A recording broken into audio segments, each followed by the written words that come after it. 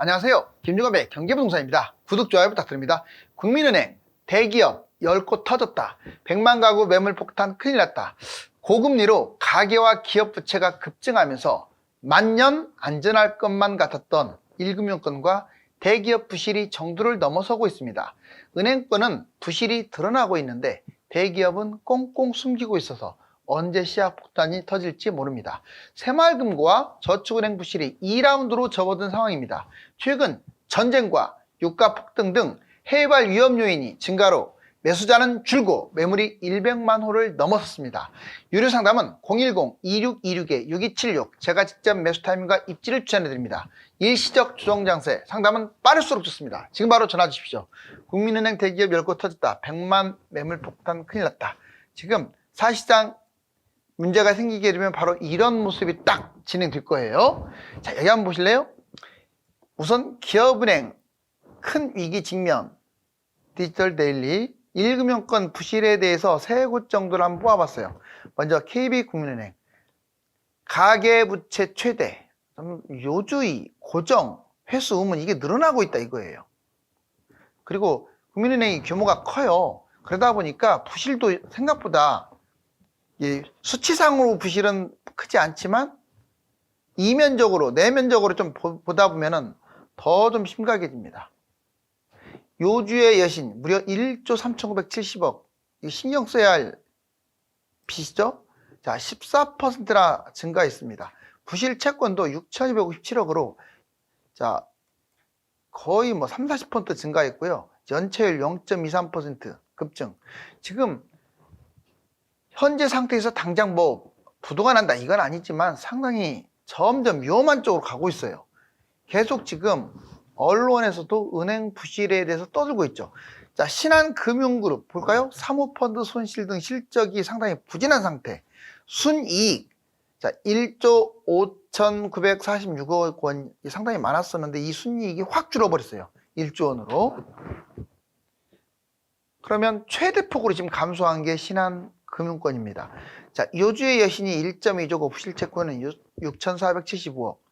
이 부실채권은 당당히 또 1위예요. 기업은행 볼까요? 기업은행은 이제 국책은행으로서 좀 관치금융을 한다고 해서 노조에서 막 시끌벅적하죠. 관치와 금융정책, 국책은행 위기 상황이다 이렇게 표현하고 있습니다. 저신용, 기업대출 연체 무려 1.5조, 천문학적이죠. 이게 무려 2배나 증가했고요. 점점 늘어나고 있습니다. 국책은행으로서 기업은행 왜 이렇게 늘어났느냐? 지원 못 받는 기업, 다른 은행은 지원을 안 해주겠죠. 그런데 여기는 해줘야 돼, 의무적으로. 그러다 보니까 더 많이 해주다 보니까 부실이 생기는 거죠. 좀 생각보다 신경을 좀 써야 합니다. 자, 이제 5대 은행 위험 가중자산 기업은행 위 한번 근거 자료를 볼까요? 자, 위로 올라갈수록 좋지 않겠죠. 보시면 자, KB은행이 BIS 자기자본 비율 및 위험 가중자산 추이, 위험 가중자산이 거의 상위권이에요. 그리고 오른쪽 보면 자, IBK 기업은행 올 상반기 기업 대출 증가율. 자, B등급 이상이 3.58였는데 C등급 이하가 무려 19.83. 그러니까 개나 고리나 다 대출해 준 거예요. 이래버리면 부실 나중에 터질 수도 있습니다. 자, 그리고 C등급 이하 기업 대출 연체 잔액 추이 7,400억이 무려 1조 5,673억 원. 111% 증가했어요. 불과 7개월 만에 111% C등급 이하 연체액이 지금 연체액이 이렇게 늘어나고 있다. 지금 기업도 그렇고 개인도 그렇고 가계부채, 기업부채가 늘어날수록 연체율도 증가하고 있는데 이거 한번 골마 터지게 되면 도미노 형태로 터질 수가 있습니다. 자, 이번에는 새마을금고, 저축은행 잊을만 하면 상당히 문제가 생겨요. 계속 한번 사단이 날 것 같기도 해요. 조심해야 합니다. 전국 새마을금고 76곳 아예 불안하다. 새마을금고 봤더니 끝나지 않은 새마을금고 사태, 부도 위험이 최대치를 다시 또 치솟고 있다. 76곳이 4등급 이하, 자본 적정성, 자산 건전성 이 4등급 이하를 많이 해주다 보니까 심각해진 상황이에요. 연체율이 무려 6%대. 문을 닫아도 지금 이상이 없을 정도로 고금리 예금 예금을 그러다 보니까 돈을 계속 또 이제 뽑아내야 하잖아요. 그래서 고금리로 예금을 해줍니다. 그런데 초고금리로 대출을 해주다 보니까 이 대출을 받는 회사들이 건전하겠어요? 막 부도나고 하면 돈 뜯기겠죠. 자, 저축은행 볼까요? 위험자산 비중이 1.6조, 3년 내 최고고요. 평균 20%. 저축은행 79곳이 연체율이 무려 5.33%. 지속적으로 연체율이 지금 상승 중이고 새마을금고하고도 같은 급이에요, 지금. 저축은행 부실 채권도요. 캠코, 이 캠코에서 채권들을 수거를 하는데 저축은행권 무려 5,900억이나 부실 채권이 쌓여 있습니다. 저축은행 위험도, 새마을금고 경영 실태 평가를 한번 볼까요? 자, 대손상 가격이라고 하죠. 규모 상위 10개 저축액.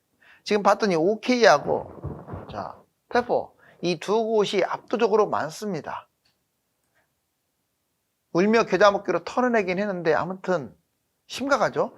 전국 새마을금고 경영 실태 평가 현황, 자본 적정성 또는 자산 건전성 4등급 이하 76곳, 4등급 이하 12곳 종합평가에서 이렇게 부실한 곳들이 지금 많은 거예요. 지금 전국 새마을금고 정부에서 100곳을 특별 관리하겠다고 했는데 특별 관리는커녕 지금 이거 보니까 그냥 나몰라라 방치하고 있는 게 그냥 눈에 보이네요. 자, 5대 은행 위기 한 번 더 정리하면 왜 그러면 안전한 은행까지도 위험할 수 있냐? 가계부채가 심각하니까 그래요. 은행 부실이 발생하게 됐죠. 연체율이 생기면서. 그리고 또 지금 경제가 너무 불안합니다. 전쟁도 터지고 미국 금리는 자꾸 올라가고 5대 은행 기업 부실 채권이 무려 2조 7천억 시한폭탄 3조예요 규모가. 자, 5대 은행 위기 가계부채부터 볼까요? 가계부채 108%, 가처분 대비는 190, 임대까지 포함하면 290. 가계가 언제 터질지 모르는 시한폭탄이에요. 다중채무자가 183조고 영끌은 무려 250조고 자영업자가 664조인데 이걸 갚을 능력들이 별로 없어요. 가계 기업 부채는요 연체가 되면 2금융권부터 부실이 생기고 2금융권에 돈이 물린 1금융권이 부도가 나는 거예요. 은행 부실 볼까요? 5대 은행 연체율, 우리가 안전하다고 생각하는 5대 은행 무려 1.5배로 껑충 급증 추세입니다. 5대 은행의 부실 채권도 아까 말했지만 3조였죠. 고금리 충격, 4대 은행 잠재 부실 7조, 요주의 여신부터 4등급이 있거든요. 그게 점점점 늘어나고 있는 거예요. 경제 불안, 국내의 경제 불안, 1금융권 금융부실이 확대, 1금융권마저 흔들리게 되면 문제가 되겠죠. 특히 지방은행은 지금 제가 말하는 5대 은행도 이렇게 흔들흔들 하는데 지방은행은 말해서 뭐 하겠어요. 뭐 부산이라든가 전북이라든가 이렇게 이름 붙은 것들 있잖아요. 그런 은행들도 1금융권인데 위험합니다. 2금융권 부동산 PF유기 진화, 지금 자꾸 땜빵만 하려고 하다 보니까 부실이 확산되고 있고 이게 지금 5단계에서 정상, 근데 정상은 별로 없고 요주의, 고정, 회수 의문, 추정 손실 이게 급증하고 있다는 게 문제죠. 자, 그런데 5대 은행 기업 부실 채권 추이, 4대 금융 지주와 한계 기업을 볼까요? 여기 보면 기업 부실 채권 추이가 KB 6,257로 확 올라갔네요. 신한 6,475억 원으로 확 올랐고 하나는 소폭, 자 하락했고 우리 올라가고 농협 급등했습니다. 이거 보시면 누가 부실 채권이 많고 상승률이 어떻게 되는지. 4대 금융 지주 단기 순이익이 지금 KB는 소폭 올랐는데 신한, 하나, 우리 전반적으로 많이 줄었어요. 지금 이익은 감소하고 있고 연체율은 늘어나고 있죠. 특히 이 한계기업이라고 있거든요. 한계기업 대출 현황 보시면 자 2019년에는 34.2%밖에 안 됐는데 2023년에 무려 54.5, 이거 심각한 거 아니나요? 한계기업, 언제 부도날지도 모르는 이런 기업들 대출 현황 추이가 급증하고 있다는 거예요. 매물 100만 원 폭발, 오늘 제목과도 일치한데 자 집값 대폭락의 징조가 될 수 있습니다. 자 먼저 매물 폭발, 전국의 매물이 100만 가구에 육박했다. 두 번째는 영끌이 100만이잖아요. 이 영끌 매물이 상당수를 차지하고 있다. 자 과거에 하우스 부어 100만 가구 했는데, 자, 영끌이라든가 무리하게 갭 투자를 했거나 다주택자들이 하우스 부어로 전락할 우려가 있다. 먼저 전국 매물 100만 가구, 전국 매물 100만 가구가 매수자들이 계속 그동안에 매입만 하다가 요즘 거래가 좀 줄었죠. 뜸하죠. 자, 관망세로 돌아섰습니다. 서울 아파트 매물만 거의 7만을 초과해서 8만 채. 호가도 조금씩 내려가는 중이긴 해요. 역전세 21년 최고가. 자, 21년 최고가에 물린 사람들. 2년 지나면 23년. 이제 22년 같은 경우는 24년. 이게 내년 초가 위험한데 아직은 다 끝났다고 할 수 없어요. 지금 전세가가 올라가고는 있어요. 아주 무섭게 올라가고는 있는데 지켜봐야 합니다. 영끌 100만. 2020부터 21년 주로 2년 동안 집값이 최고가를 찍으면서 103만 명이 물려 있어요. 고점 매수의 특징이 영끌, 갭투자, 다주택자가 많다는 거. 자, 영끌 갭자 매물이 급증하면서 이게 한꺼번에 터지게 되면 금융 부실이 생기게 되겠죠. 하우스푸어 100만. 자, 2010년부터 13년까지 집값 대폭락 하우스푸어가 유행했는데 이게 이제 또 안 오르란 법이 없죠. 주택 보유 가구 1070만여의 약 10%에 해당하는 어마어마한 비중입니다. 특징, 무리한 대출을 받고 무리하게 분양, 미분양을 잡고 특히 수도권의 신도시를 너무 많이 짓고 바로 이게 원인이 되는 거죠. 여기 보면 물량을 한번 볼까요? 전국과 서울을 구분해 가지고, 자, 1위가 서울인데 대략 42.8% 증가했고, 세종 39.7%, 지금 전달 대비 증가율이에요. 광주 38.7, 경남 29.5, 전남 24.7, 경기 23.1, 부산 22.4. 지금 전반적으로 매물이 급증하고 있어요. 서울 구별로 그럼 어디가 지금 매물이 많이 늘어나느냐? 잘 사는 곳 중심으로 늘어나고 있다는 게 문제죠. 자, 먼저 1위는 광진구, 2위가 서초구. 지금 이 광진구는 81.3%, 서초구는 67.6%, 강남구는 53.5%가 매물이 늘어났어요. 송파구 52.6, 마포구 52.5, 동작구 48.2, 강동구 47.4. 자, 매물이 아주 급증하고 있습니다. 똑같은 내용, 다르게 해석. 지금 상황을 봤더니 누구는 뛴다, 누구는 떨어진다. 근데 같은 내용을 해석을 지금 달리하고 있어요. 해석을. 자, 볼까요? 먼저 집값이 오른다, 집값이 떨어진다. 보면 24년 금리 인하. 이제 뭐 사실 뭐 한두 번 더 올라가든 고금리든 중요하지 않다. 전쟁 뭐 심하게 터지지만 않으면, 경제 위기만 터지지 않으면 집값은 뛴다. 왜? 금리가 내년에 뻔히 떨어질 것이다.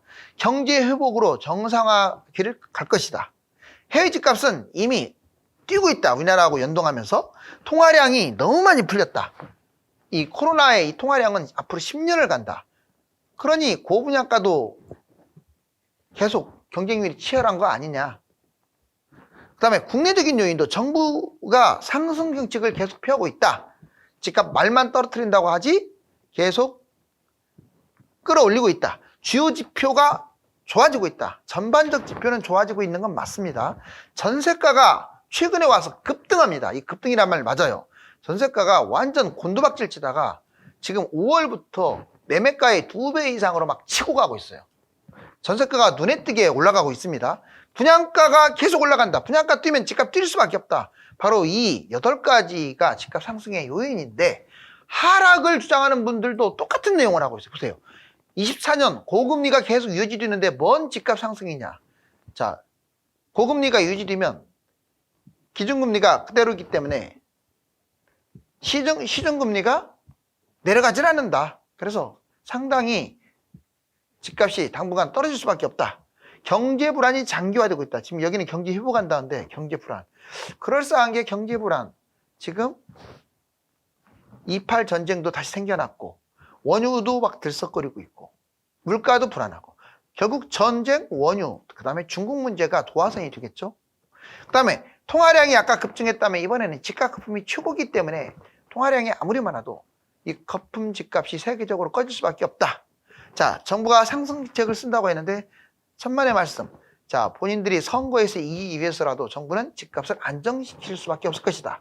그 다음에 주요 지표가 상승한다고 하는데 주요 지표가 반등하다가 지금 다시 하락하고 있다. 전세가 급등한다고 했는데 아직은 역전세가 끝난 상황이 아니다. 분양가 올라간다고 하지만 미분양이 급락한 게 아니라 미분양이 계속 지금 유지가 되고 있다. 5만 6만 건이. 자, 지금 서로 그럴싸한데 여러분들이 이거 해석을 잘 하셔야 합니다. 현재 흐름으로 봐서는 저는 집값 상승 쪽으로 가고 있는 게 맞아요. 흐름으로 봐서는.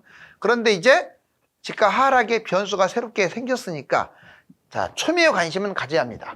자, 6억 이하 아파트 급감, 서울 아파트 매매 전세 추이를 같이 볼까요? 자, 6억 이하 아파트가 지금 급감하고 있어요. 여기 보세요. 자, 2017년하고 2022년 비교를 했더니 2017년만 해도 서울의 6억 이하 아파트가 67.4%였어요. 67.4%. 근데 지금은 8.8%, 한 자리 숫자야. 근데 경기도는 자, 2017년 기준으로 잡아도 90%가 넘었어요. 94.3%.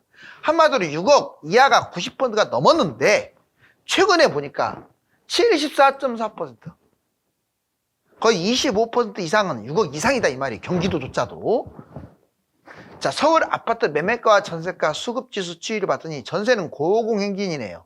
지금 7월 17일부터 현재까지 10월 현재까지 고공행진. 매매는 계속 계단식으로 올라가다가 최근 주춤하는 모습. 자, 지금 거품이 뻥뻥 터지는 소리가 지금 나오고 있습니다. 과연 이렇게 터질까요?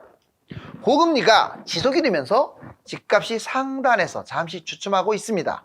집값에 대한 방향을 제시해 드리니까 지속적으로 시청 바랍니다. 감사합니다.